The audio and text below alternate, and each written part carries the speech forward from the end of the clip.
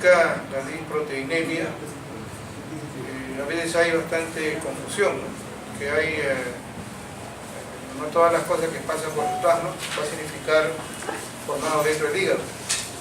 Generalmente la disproteinemia que nosotros manejamos más es la del hígado, más que de las células linfoides, ¿no?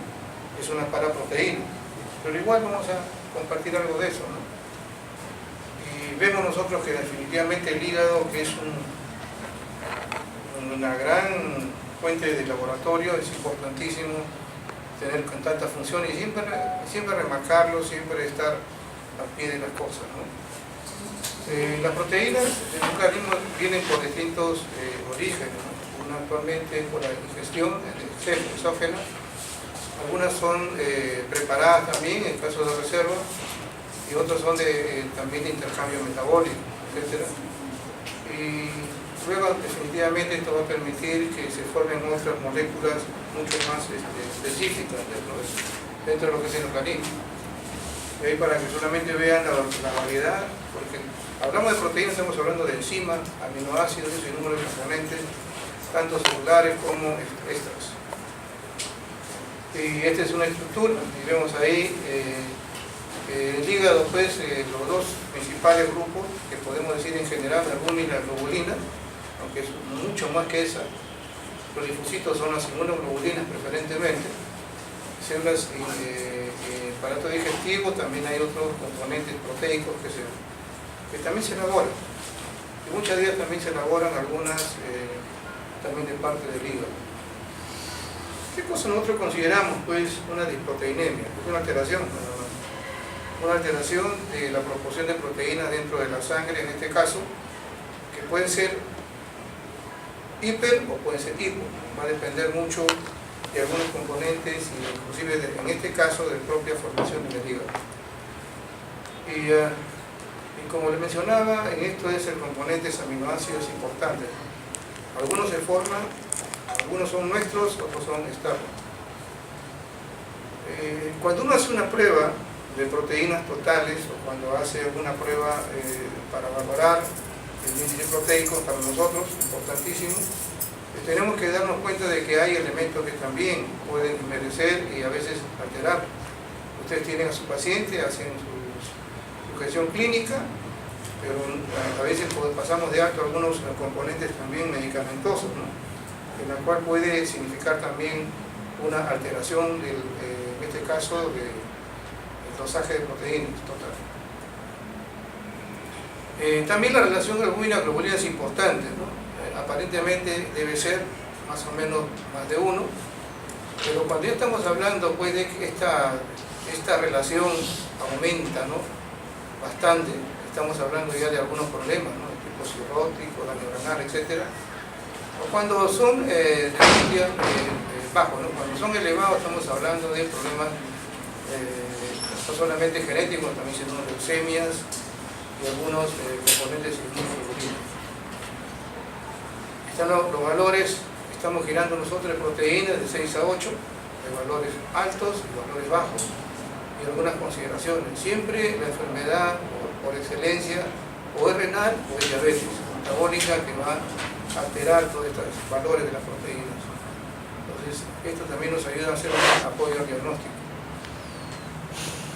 Uno de los componentes importantes, definitivamente preparados, sintetizados en el hígado, es la albúmina.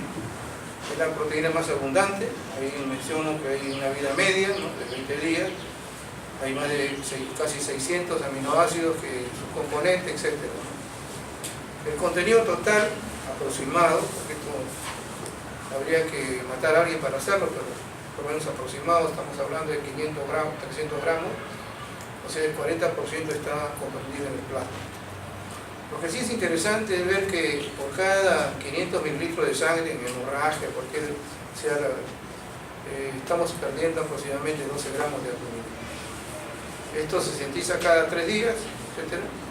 El valor normal está entre 3.5 a 5. Y sabemos también que una albúmina menos de 2, estamos hablando ya de la presencia de edema. Importante también para la presión glucótica. La concentración de albúmina en sangre, entonces, ¿cómo nosotros la valoramos, ¿no? A través de una prueba que se llama electroforesis o proteinograma electroforético.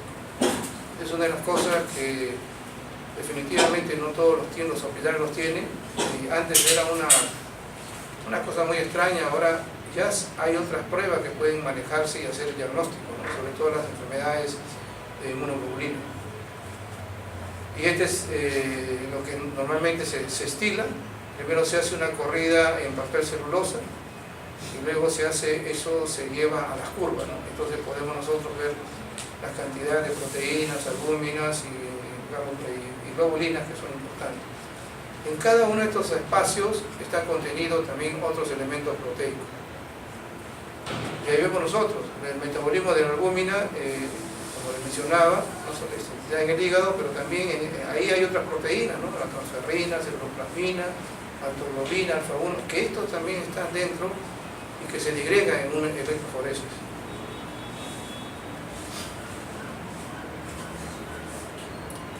Y ahí vemos nosotros una factores de coagulación, inhibidores de síntesis, todos que son, ustedes ven ahí, todos son sintetizados, ¿dónde? En el hígado. Entonces, cuando hablamos de disproteinemia, no solamente estamos hablando de que está elevado, no, sino qué elementos puede estar agregados también en este problema, ¿no? Entonces, esta disproteinemia no va a significar solamente albúmina y la globulina, sino también los componentes que hay en esto. Y esto lo podemos apreciar nosotros no solamente en los elementos de diagnóstico de coagulación, sino también en electroforesis. La función de la albúmina, solamente para quedar claro, ¿no es cierto?, prácticamente es el medio de transporte de todos los elementos, sea medicamentos, tóxicos, colorantes, hormonales, etc. Es un transportador tremendo, ¿no? La deficiencia, hemos visto nosotros ya que debe ser por alguna razón, el síndrome nefrótico es uno de ellos. Entonces el problema renal también va, por más que se sintetice bien en el hígado, el riñón está afectado, hay una pérdida. Entonces también esto significa también, si no es funcional el hígado, en este caso como la cirrosis, o algún daño hepático o insuficiencia hepática, también va a haber problemas con la síntesis de la albúmina. El aumento de los niveles generalmente no es apreciado actualmente, ¿no? Que tenga un poco más, generalmente dicen que está bien nutrido. El otro grupo de proteínas que también se ha realizado, y no solamente en el hígado, sino también los elementos linfoides, son las globulinas. Y esto está, como digo, el 80% está preparado en el hígado, pero el resto es Pero lo que más dosamos nosotros, en términos de acá, son las inmunoglobulinas, ¿cierto? Entonces, estamos hablando de que para nosotros esta alfa, gamma y beta, podemos nosotros manejarla también con un dosaje muy propio, pero también con una electroforesis. Y hay para solamente enumerarles. Todas estas fracciones están muchas veces transportadas en uno de esos elementos, de las globulinas alfa. Están todo eso, el alfa-1, la tripsina, lipoproteína, alfa-fetoproteína, ¿no? Alfa-lipoproteína, alfa-2 y ceruloplasmina, ¿no? Que es una de las cosas importantes también para el caso de la anemia. Entonces, todas estas funciones que realizan esto, las englobamos todas en el alfa-globulina, que son detectadas nosotros a través de nuestro electroforesis. Y este es en el beta. En el beta vamos a encontrar nosotros la transferrina, formada en el hígado, la beta-lipoproteína, el complemento, el fibrinógeno, que es el factor también de coagulación, el lactógeno placentario, que también no solamente forma en el hígado, sino también en la placenta, la beta-microglobulina, etc. Y vemos ahí alguna función que corresponde. Esto todo es en el electroforesis. En la gamma tenemos nosotros la inmunoglobulina A, etcétera, la D, la M, la G, la E, y vemos nosotros también esta particularidad, aunque ya dosamos nosotros, en este caso podemos dosar de manera diferente, con otro tipo de metodología, la G, la M, etcétera, o la A también la tenemos por otra metodología, pero la mayoría de casos acá que nos permite es la inmunoelectroforesis. Y ahí, por ejemplo, podemos nosotros, en la inmunoglobulina A, cuando encontramos, ahí en cirrosis hepática, ¿no? Alcohólica, el lupus, tuberculosis, se puede sospechar eso con la clínica y hacer el tratamiento con eso, y hacer el diagnóstico con él. El otro elemento, que más tiene que ver con problemas de clonal de célula, pero que definitivamente también es una proteína alterada, no es normal, y lo vemos nosotros a veces como una expresión, ¿no? Puede ser de cadena ligera o cadena pesada, pero es el componente plasmático, o sea, las células plasmáticas, que son la variedad de linfocitos, las que producen estas inmunoglobulinas. Y muchas veces esto significa un diagnóstico de una enfermedad.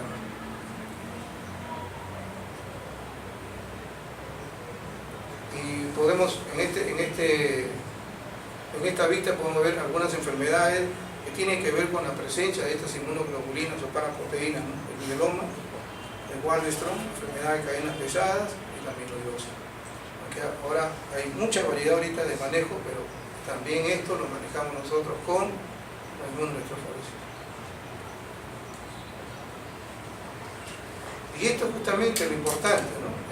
La ventaja de poder separar las proteínas a través de un sistema de corriente eléctrica, sistema de un papel celulosa, o de a veces hasta de cierto tipo de elementos de dispersión, nos ha ayudado bastante a nosotros a poder hacer un diagnóstico.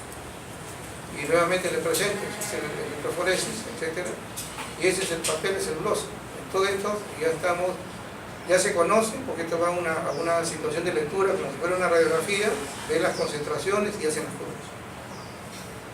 Lo mismo sucede con el Western blot, ¿no? En este caso igualito, cualquier Western blot también se maneja de la misma manera. Y ahí vemos nosotros los componentes, ¿no? O sea, podemos nosotros con todas esas curvas decir, esta es una prealbúmina, que realmente es una curva más pequeña, es una albúmina, o globulina alfa, beta y gamma, ¿no? Entonces ahí vemos las concentraciones normales de cada una de ellas y podemos nosotros luego hacer el diagnóstico. Y ahí está la fracción albúmina, y como mencionaba, ahí va, si hay demasiada cantidad y vemos nosotros en la cual ahí presenta, podemos decir, o es una deshidratación cuando hay aumento, o una disminución por pérdida renal, porque eso está apoyando el diagnóstico clínico. Y ahí nosotros vemos, inclusive, si vemos ahí una albúmina con esos dos picos, estamos hablando, esta albúmina o vicealbúmina está inducida a utilización de antibióticos en este paciente. Hay una carga de antibióticos. Nuevamente acá igual. Hay también el uso de antibióticos, hay una doble pico, ¿no?, de la albúmina. El alfa-1, vemos nosotros ahí que hay algunos elementos importantes, ¿no? En este alfa-1, ¿qué podemos nosotros encontrar cuando a veces hay aumento del alfa-fetoproteína? Que también lo dosamos de otra manera, pero aquí también, si hay un diagnóstico, podemos decirle que hay un problema de hepatocarcinoma en este paciente cuando hay elementos muy agresivos, ¿no es cierto? Nos está mencionando acerca del daño hepático. El análisis de patrones igual acá, estamos observando igual, la albúmina está baja, pero el alfa-1 está aumentada, también estamos mencionando. Igual acá, disminución, y acá, esto ya es una situación que nosotros hacemos control. Se pierde esta fracción también porque ya en este caso el plasma utilizado ya no es que lo conservamos a veces con la celoteca, es una manera de evaluarlo. En el alfa-2 tenemos ahí lo que mencionaban antes, ¿no?, la macroglobulina, la celoplasmina y la aptoglobulina. Igual también, ¿no? O sea, estamos viendo ahí cuándo hay esta fracción alfa puede disminuir y cuándo puede aumentar y en qué proceso, ¿no es cierto? Hay condiciones, inclusive hasta cuando haya un aumento de esta fracción, estamos hablando también de un infarto al miocardio, lógicamente con la clínica. Acá hay otros patrones también igual, corresponden al alfa-2, está hablando también del HDL, la albúmina, etc., el síndrome nefrótico o hipercolesterolemia. O sea, en cada una de estas, solamente mostrarle que esta es una forma de hacer un diagnóstico actualmente mucho más específico. Pero casi es definitivamente la variedad de electroforesis nos ayuda mucho a ser más específicos con un diagnóstico. En la fracción beta igual, vemos nosotros ahí algunos elementos también importantes, ¿no? Cuando hay un aumento o cuando hay una disminución, enfermedades hepáticas, etc. Y cada una de estas, no le voy a decir que se aprenda toda la patología, pero es para indicarle nada más que hay una variedad tremenda de apoyo al diagnóstico. Ahora, como dice acá cuando estamos hablando de la fracción gamma, que es la última, no está diciendo pues el término, como dice la metodología, no discrimina las concentraciones individuales de cada hemoglobina, salvo de que haya situaciones ahí de manejo más específicas. Y lo que se habla acá, por ejemplo, es eso, ¿no? O sea, en lo que es el mieloma, hay una expresión de gamapatía biclonal. Entonces, podemos hacer un diagnóstico con esto también de un mieloma. Y ahí vemos nosotros, ¿no? En esta fracción podemos nosotros, si hay elevación, estamos hablando de infecciones crónicas, virales, enfermedades hepáticas. Si hay una disminución de las gamma globulinas, estamos hablando de otro tipo de patología que también, sumado a la cuestión clínica, hacemos un diagnóstico. Igual, mira, todo esto de acá ya es algo que se ha manejado bastante y ahora se ha hecho mucho más específico en el trabajo de diagnóstico de tipo inmunológico. Inclusive ahora los patrones acá es para hacer, igual se hace hemoglobina, igual se hace alguna patología no solamente neoplásica, sino otros tipos, tipo genético. Ahora, todo esto es importantísimo también y mostrar que también esto también se puede hacer no solamente en suero, sino también hacemos proteínas en orina. Y hay dos particularidades cuando hay problemas, ¿no es cierto? Y esto lo vemos cuando hay problemas de pérdida. La proteína de Benzellón, que antes era una técnica química muy antigua, ahorita se hace en este nivel. Y eso nos está ayudando a nosotros a ¿qué?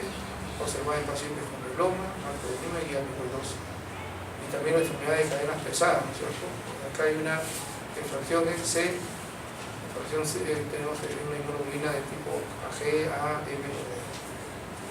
No solamente se hace en esto en sangre, sino también vemos las proteínas que podemos tener también líquido cefalorraquídeo. Y acá el diagnóstico, un signo también de la esclerosis múltiple para poder manejarlo. ¿Okay? O sea, toda esta disproteinemia que nosotros tenemos, y acá vemos las patologías que pueden ser diagnosticadas en líquido, hemorragia, meningitis, neurosífilis, etc., asumado siempre con parte clínica. Actualmente la neurosífilis, definitivamente ahorita hay pruebas, ¿no? Pruebas inmunológicas que se pueden manejar. Ya se pide sífilis de tipo inmunológico y el líquido ya pasó. En este caso, el electroforesia ha pasado a segundo término. Por lo otro es mucho más fácil, más sencilla y más económica para hacer. Entonces, ¿qué es lo que a nosotros nos interesa dentro de lo que significa la disproteinemia? Acá definitivamente le diría, ¿no?, que el término para nosotros manejarlo, verlo, es todo lo que está dentro de las variedades de la alfa, la beta, la gamma, etc. Esto para mí es lo más importante que ponemos. Cada una de ellas va a revelar algo. Cada una de ellas va a localizarse en el término.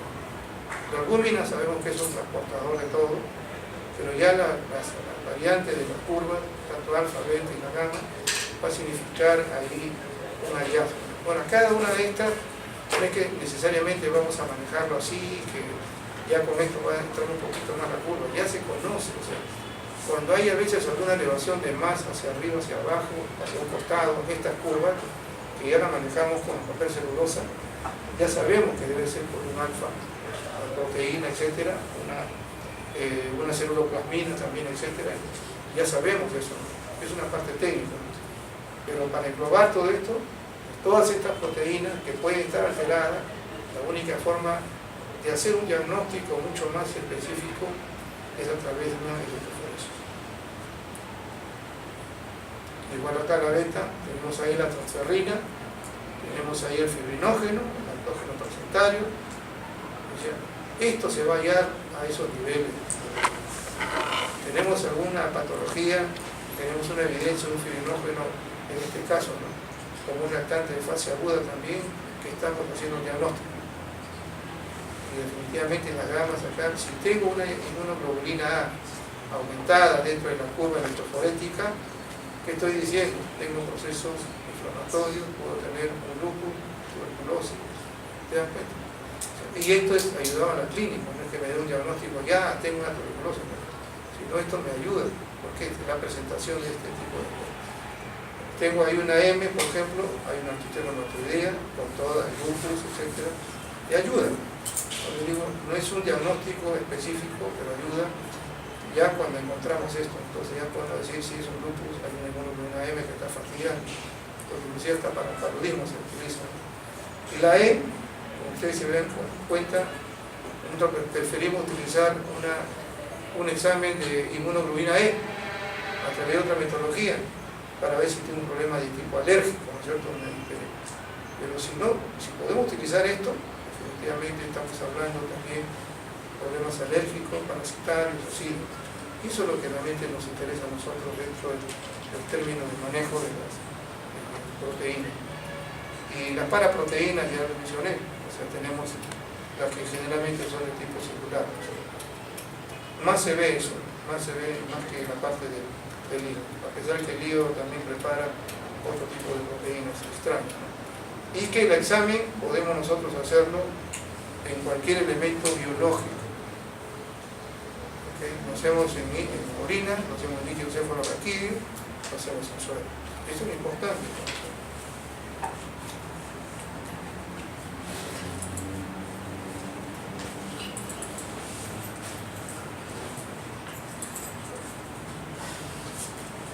Bueno, y la otra es acerca de los marcadores de osteoporosis, ¿no? Es muy poco usado. Desgraciadamente no es lo que a veces pensamos. El reumatólogo más pide densitometría más que marcadores de química, ¿no? Salvo que haya algún problema paratiroideo, tiroides, etc. Muy poco pide. Así hay que ser honesto en el término, ¿no? Pero más pide densitometría. Y vemos nosotros que lo importante de todo esto es el mirar, ¿no? Aquel que va cirujano debe saber el neuro. Yo conocí un profesor del Rebagliati y también de la Almenara, un neurocirujano. Y bueno, ya se fue hace tiempo, ¿no? Y él tenía o sea, cuando iba a operar algo, sea columna, siempre tenía sus huesos, ¿no? Tratando de ver por dónde podía entrar. Por esa razón es que a veces cuando uno le coloca todo esto no lo pasen de lado, sino vuelvan otra vez a examinar las cosas, porque en algún momento va a ser importante. El sistema óseo, que es importantísimo también, los huesos largos, cortos, planos,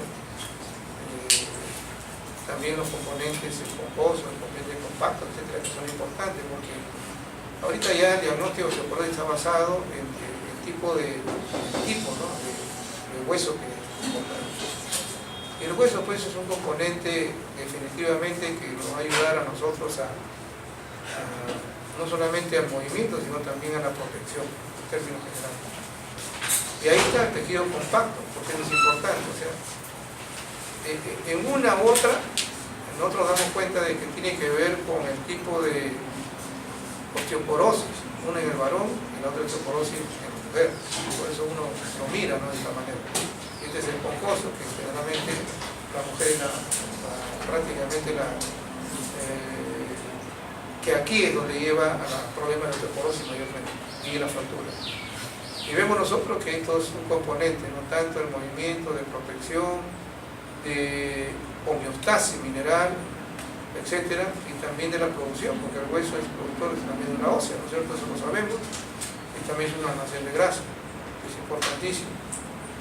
Y ahí vemos nosotros que hay una variedad de huesos que tenemos, definitivamente cualquiera de ellas puede significar también una patología. El hueso largo, el hueso plano, son definitivamente también importantes para aquellos que van a ser traumatólogos. ¿Okay? Ahí vemos. Ahora, en el aspecto macroscópico vemos ahí algunos componentes, ¿no? Ahora, ahí lo que importante también es porque en alguna de ellas se van a generar, ¿no? Las células que son tanto de formación como de resorción. Entonces hay importancia también de conocer la estructura, generalmente los huesos largos. Y estos son los componentes más allá, ¿no? Los osteoblastos, osteocitos, osteoclastos, etc. Y esto va a significar también que el elemento que estamos viendo ahí nosotros va a dar lugar a alguna, diría, metabolismo propiamente del hueso, el colágeno, etc. Y eso va a ser parte del diagnóstico. Y vemos nosotros, ahí tenemos los osteocitos, los osteoclastos y los osteoblastos, ¿no? Que son los importantes, ¿no? Dentro de la formación del hueso. Y ahí vemos nosotros alguna particularidad también de estos, osteogénesis, las células todavía formadoras del hueso, los osteocitos que son los productores, metabolismo, etc. Y los osteoclastos que son los que definitivamente van a reabsorber lo que es la materia ósea. Y de estos caballeros que están acá, células, son parte de el manejo del diagnóstico, ¿no? De la osteoporosis. Y ahí vemos nosotros, ¿no? Que definitivamente hay uno que va a formar y el otro que va a reabsorber las cosas. Y esta situación la manejamos ahí con esos elementos que también hay en la matriz ósea, ¿no? Y bueno, ¿por qué todo esto, no? Porque casi a mitad del ciclo de la vida, más en las mujeres, antes el varón es un poco más, casi a promedio de 40, 45 años, ahí se acabó lo que es la formación ósea. Entonces de esa edad comienza a caer. Entonces ya no hay esa elaboración de la formación ósea, es más la función de los osteoclastos. Entonces ahí donde va a depender mucho del cuidado del paciente, ¿no? Tiene que ver mucho el aspecto hormonal también. Entonces, ¿a qué llevamos nosotros osteoporosis, ¿no? Que es la enfermedad generalizada, es cierto, puede estar localizada en algún sitio pero específico, pero la enfermedad generalizada está caracterizada por la pérdida de la masa ósea, es cierto, deterioro de la microestructura, porque eso es lo que se ve primeramente, y se compromete la resistencia ósea, que condiciona una mayor fragilidad ósea y a una susceptibilidad a la fractura. Entonces, esto es lo que se ve. Y abajo ustedes ven ahí aproximadamente, dice, a partir de los 40 años, preferentemente son las mujeres, puede ser una lenta reducción de la densidad, más o menos está entre 0.3 a 0.5 por año. Por esa razón de que hay un problema ahí grave y bastante, ¿no? En las mujeres actuales. Y recuerden que ahorita casi nuestra población se está volviendo una población añosa, ¿cierto? Ahora ya no se tiene como nuestros padres, ¿no? Mis abuelos que tenían 15, 20 hijos, ahora con la Junta tenemos uno, ¿no? Entonces estamos cambiando eso, ¿no? Y todo tiene que ver con ese problema. La osteopenia, que empieza una osteoporosis, estamos hablando pues de una frecuencia generalmente en mujeres mayores de 50 años. Empiezan a los 40, pero a los 50 ya hay este tipo de patologías, con molestias vertebrales, de columna lumbosacra, y en el caso del varón, pues generalmente los huesos largos. Y vemos ahí la cantidad de fracturas y osteoporosis proyectadas en el mundo, ¿no? Y esto está hasta el año, dicen, un estimado de una barbaridad, si ustedes ven ahí arriba, el año 2050, ¿no? Cuando tengamos casi como 10 millones de habitantes, ¿no? Ahí las fracturas, como ustedes ven ahí, que han visto más o menos el año 50, ha habido casi 1.600.000 problemas de fracturas, desgraciadamente no es trabajo de acá, ¿no? Pero para 2050 se prevé más de 6 millones, ¿no? Más de 6 millones de pacientes con fracturas. En el Perú vemos nosotros que prácticamente hay una edad, ¿no? Donde se está viendo esto, entre los 40 y 60, el 7% de mujeres ya tienen problemas de padecimiento de ese tipo. Pero cuando pasa esta edad, esto triplica, ¿cierto? Ahí, y más o menos de esta edad de los 50 años, las mujeres de nuestra patria, más o menos un 12 aquí, o sea, un 15% en general, va a sufrir siempre una fractura. Entonces vemos que hay una patología realmente muy problemática en el caso de nosotros. También hay mortalidad, también hay una tasa también del año 2002, una incidencia de más o menos de 450 en cada 100.000 mujeres mayores de 50 años. Y en los varones un poco menor. Y acá tiene que ver definitivamente el aspecto hormonal. Y ahí vemos nosotros, ¿no? ¿Cuáles son las consecuencias de una fractura en caso de osteoporosis? Y definitivamente la muestra o la, ¿cómo diría? La presentación más grave de una osteoporosis es la fractura. ¿Okay? Y ahí se menciona, ¿no?, en los estudios, desgraciadamente no nuestros, pues más o menos del 5 al 20% de las fracturas de cadera, dice, mueren después de los 12 meses del primer accidente. No es de nosotros, no tengo yo datos de acá, por si acaso. El 50% de estos pacientes que se curan de esta fractura, dice, muchos de ellos quedan discapacitados.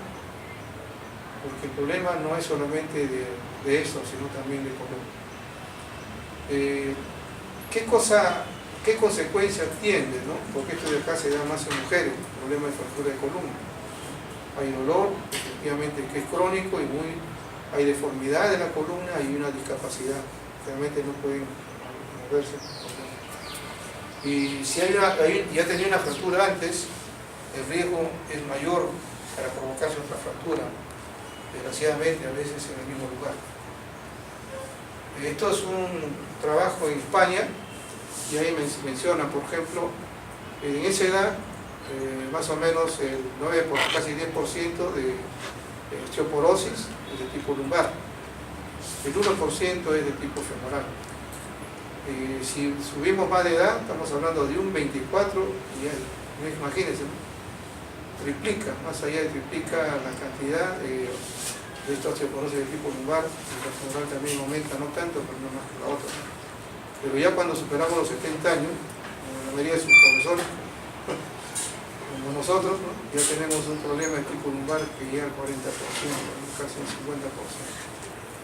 Y desgraciadamente ya si hay mayor problema por edad, mayor problema también osteoporosis. Hay osteoporosis de tipo primaria, hay secundaria, hay por edad, etcétera, etcétera. Pero acá hay una cosa que me llamó la atención, por eso lo he puesto, ¿no? Se afecta a niños, hay una osteoporosis idiopática juvenil, o del joven adulto, pero que es reversible, es lo que mencionan ellos, ¿no? Yo de verdad no soy reumatólogo, pero lo he visto, lo estoy leyendo y me llamó la atención esto. Esto puede afectar a niños y adultos jóvenes, más o menos entre la edad de 8 a 14 años, y puede remitir a los 5 años. Lo que se presenta es justamente una disminución de la densidad en una densitómetro, ¿no? Hay disminución. Pues se dice, pero este es temporal, por eso dicen hay que darle sus elementos nutritivos y desaparece. Eso también hay después del parto, en mujeres jóvenes también es temporal. O sea, y la recuperación es bastante inmediata, podemos decir 4 o 5 años. Lógicamente que no se den problemas de tipo de fractura en este nivel, es otra cosa. Y tenemos nosotros la posmenopausia, que acá tiene que ver con todas las situaciones hormonales, ¿no? Generalmente, y esto ha bajado, ¿no? Porque por ejemplo ahí decíamos 50 años, ahorita la menopausia, creo que las expertas conocen que habrá disminuido, ¿no es cierto? A veces empieza a los 40, 45. Entonces, si hacemos un lapso que puede vivir 80 años, 40 años, está padeciendo de osteoporosis. Hay pérdida, etcétera, hay fracturas de los cuerpos vertebrales, ese es el gran problema de la osteoporosis en la mujer, por eso hay que cuidar mucho a la mamá. Y disminución de la paratormona, que es una de las cosas que también, y el tratamiento antirreabsortivo puede frenar la pérdida ósea, ¿no? Puede. Pero esto también es un tratamiento bastante largo. Un tratamiento para esto es 1 año por lo menos. La senil tiene que ver con los dos, hombre y mujer. Y acá tiene que ver pues, que el remodelado óseo prácticamente ya no está. Y acá tiene que ver por multitud de razones de ancianos, ¿no? sedentarismo, inmovilización, mala absorción intestinal, del calcio, trastornos nutricionales, de vitamina D, hiperparatiroidismo secundario, etcétera, etcétera, etcétera. ¿Qué edad? Con la frecuencia más en varones, fractura del cuello. Entonces ese es un gran problema también que tenemos todos los ancianos.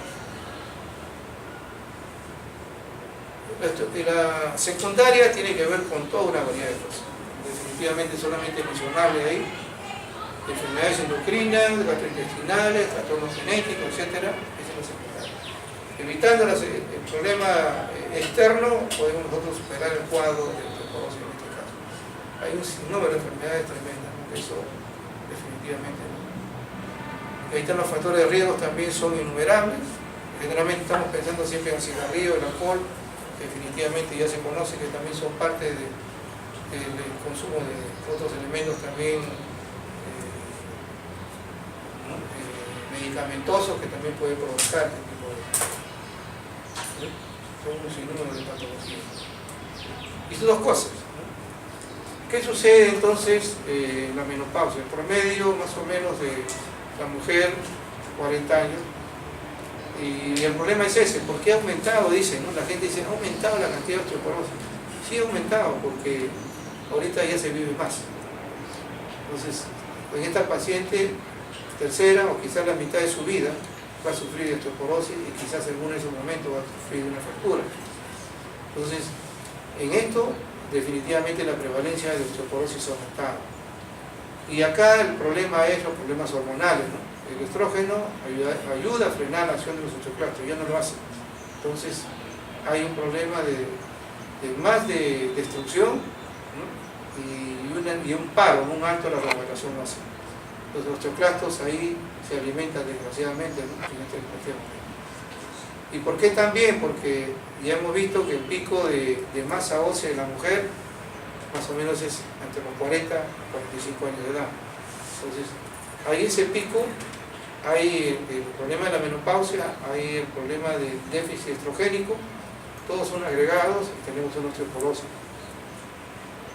Y definitivamente esto tiene que ser un diagnóstico mucho más manejado, ¿no? Ahora, inclusive hasta se habla de menopausia quirúrgica, ¿no? Es decir, cuando hay alguna cirugía tipo ginecológica, ¿no? La edad, ya hemos mencionado, definitivamente mayor de 70 años, ya estamos hablando nosotros de problemas de generar esta... En la primera, posmenopáusica, estamos hablando nosotros de esta osteoporosis de tipo 1. En el anciano es de tipo 2. ¿Okay? Y ahí ven ustedes alguna provisión también de elementos nutritivos que son importantes, ¿no es cierto? Entonces todas estas situaciones de manejo también tienen que ver con un diagnóstico, y siempre les menciono, ¿no? Antes de la disproteinemia, si un paciente tiene disproteinemia, siempre el examen de hemograma, que les he dicho, porque hasta podemos ver nosotros ahí elementos, si no es por unas proteínas, albúmina, etcétera, podemos ver unas paraproteínas, entonces vamos a ver ahí células plasmáticas. ¿Y dónde lo vemos nosotros? En un hemograma. Acá en este caso también un hemograma es importante, porque tenemos que ver si hay una buena alimentación, etcétera, y vemos también la glucosa, porque desgraciadamente el problema metabólico también es un factor negativo en la osteoporosis. Tenemos que ver creatinina para que también no sea un factor de tipo de eliminación cuando hay problemas de pérdida proteica y hay pérdida también de elementos necesarios, y etcétera. O sea, vemos ahí, tenemos que hacer el calcio y el fósforo también como diagnóstico, TSH, hormonas, estrógeno, etcétera. Todos esos son elementos que son importantes que podamos nosotros también manejar.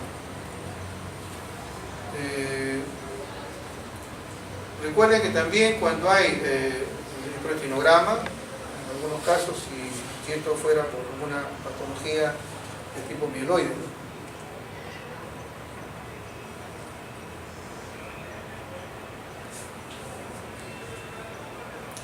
¿Qué se debe en este caso tener presente cuando hay un problema de osteoporosis? Como les mencionaba, el laboratorio solamente es en este caso son apoyos nada más. Aquí la situación del examen, la exploración, la historia, son importantísimos. Eso definitivamente. Luego ya vienen los componentes de citometría, que son importantes también para manejarlo. Pero lo basal es importante, ¿no? El hemograma, glucosa, urea, creatinina, es importantísimo tener.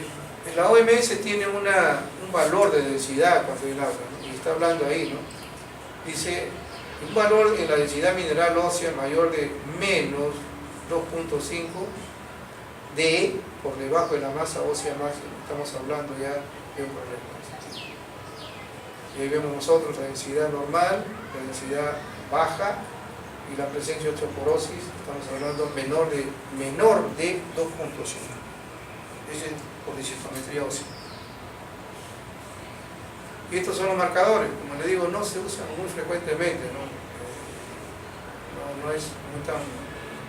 Generalmente el reumatólogo utiliza, descartando problemas hormonales, utiliza el pasaje de calcio, de fósforo, atemorina, y luego va a la densitometría. Pero estos son marcadores que se pueden utilizar también. Y ahí vemos nosotros, la fosfatasa alcalina frontal, por ejemplo,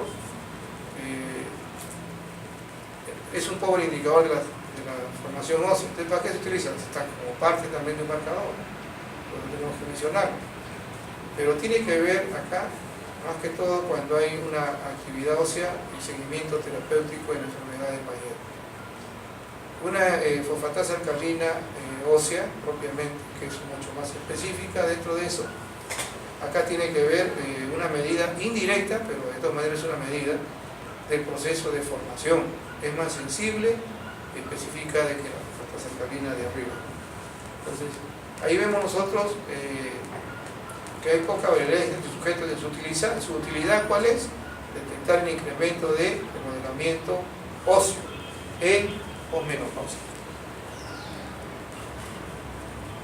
La osteocalcina también es un péptido igual, sintetizado por los osteoblastos. En los últimos días dice que es lo que nos ayuda a nosotros. Es un buen indicador del ritmo de remodelación ósea, de la reabsorción y esto. Entonces la formación es importantísimo, esto sí, porque esto nos está hablando de que todavía hay una manera, ¿no?, de manejar, que todavía podemos intentar apoyar a esta paciente, darle con todos los elementos para evitar que haya una probable fractura posteriormente. El péptido C, igual ahí lo mencionamos, cuando hay un aumento en la osteoporosis y en la osteomalacia, ¿no? También nos ayuda porque esto está dentro del componente del colágeno. Entonces, si hay un aumento, estamos hablando pues de que definitivamente hay una pérdida de la matriz ósea, entonces hay una destrucción, en este caso, una reabsorción, entonces podemos manejar así, puede estar perdiendo, ¿no?, con este elemento.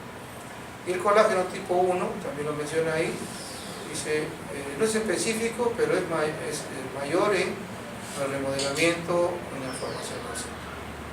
Ninguno de estos elementos son parte del colágeno, pero recuerden que no solamente hay estos elementos proteicos dentro de la estructura ósea, sino también en otros lugares. Pero nos ayuda, por lo menos dentro de eso, y toda la batería, ¿no? El calcio, el fósforo urinario, el calcio del suero, un hemograma para ver la estabilidad, y la hemoglobina también, que es importante, ¿no?, porque es parte también de los componentes proteicos. La hidroxiprolina es un buen marcador de la pérdida ósea, y el aumento del remodelado óseo eleva los niveles de hidroxiprolina. Entonces, también, si hay un elemento que nos ayuda a nosotros, es decir, se está perdiendo la masa ósea, la hidroxiprolina. Y abajo también es un buen marcador también de la reabsorción ósea, ¿no?, de la hidroxiprolina. Entonces, como les menciono, solamente son indicadores, marcadores lo mencionan, no son, como les digo, utilizados muy frecuentemente, pero ayuda por lo menos a determinar si está habiendo pérdida del material óseo, ¿no? Porque son componentes muchas veces del color. ¿Ok? Bueno, gracias por soportarnos tantas semanas.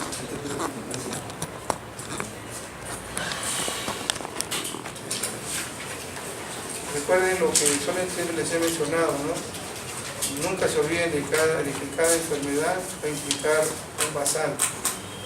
Y se lo digo esto porque a veces cuando les he hecho preguntas a los anteriores grupos así, siempre se olvidan de que hay un examen de basal. El examen de basal es mirar el estatus primario del paciente y luego ir a lo específico. Y todas estas pruebas son pruebas de apoyo. Todas estas pruebas nos indican nosotros si hay una reabsorción, una remodelación ósea. Algunas son importantes, otras no están de uso frecuente. Y son pruebas que la mayoría se hacen en orina, por supuesto. Bueno, a ver.